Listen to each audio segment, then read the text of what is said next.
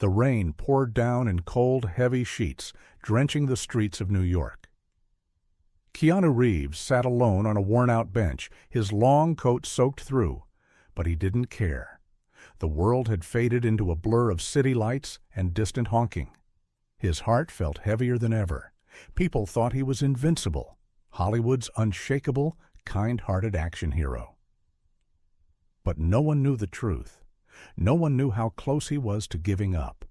The grief, the loneliness, the endless losses had finally caught up to him. That night, as the city carried on without him, he whispered to himself, "Maybe I've given all I have. Maybe it's time to just disappear." Then a small voice broke through the storm. "Hey, you're John Wick, right?" Keanu blinked and turned. A little boy, no older than 8, stood before him, his thin hoodie failing to protect him from the rain. The kid's face lit up with excitement, but something in his eyes carried a weight far beyond his years. Keanu forced a small smile. "Yeah, I guess I am."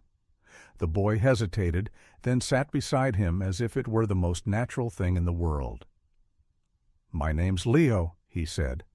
"I'm not supposed to talk to strangers, but you're not really a stranger. You're John Wick. My dad loved your movies. We watched them together all the time." Something about the way he said "loved" sent a chill through Keanu's spine. He glanced at the boy's small hands, clenched tightly in his lap. "Where's your dad now?" Leo looked down. "He died last year. Cancer." A pang of sorrow hit Keanu's chest. He knew that kind of loss all too well. "I miss him a lot," Leo continued, his voice barely above a whisper. "But whenever I feel really sad, I watch your movies. My dad said you're the strongest guy ever, that no matter how much you lose, you keep fighting." Keanu swallowed hard, his throat tightening. That's not true, kid. I lose a lot. Sometimes I don't know if I can keep going." Leo turned to face him fully, his small brows furrowed in confusion. "But you do keep going.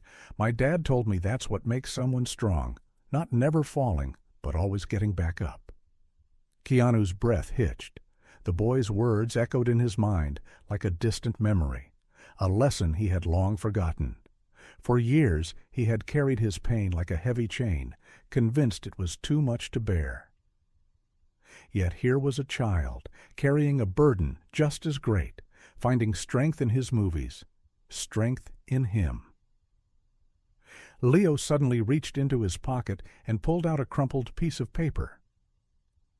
"I drew this," he said shyly, handing it to Keanu. Keanu unfolded it carefully. It was a simple sketch, a stick figure with long hair holding a tiny hand. At the bottom, in wobbly letters, it read, "John Wick never gives up, so I won't either." Keanu's vision blurred as warmth spread through his chest. He had spent so long believing he was alone in his pain. But in that moment, on that rain-soaked bench, he realized the truth. His story mattered. His existence mattered. To people like Leo, he was more than an actor. He was a reason to keep fighting. Keanu smiled, wiping his eyes. "Thanks, Leo. You just gave me a reason to keep going too." And for the first time in a long time, Keanu stood up, not just from the bench, but from the weight of his past, ready to keep fighting.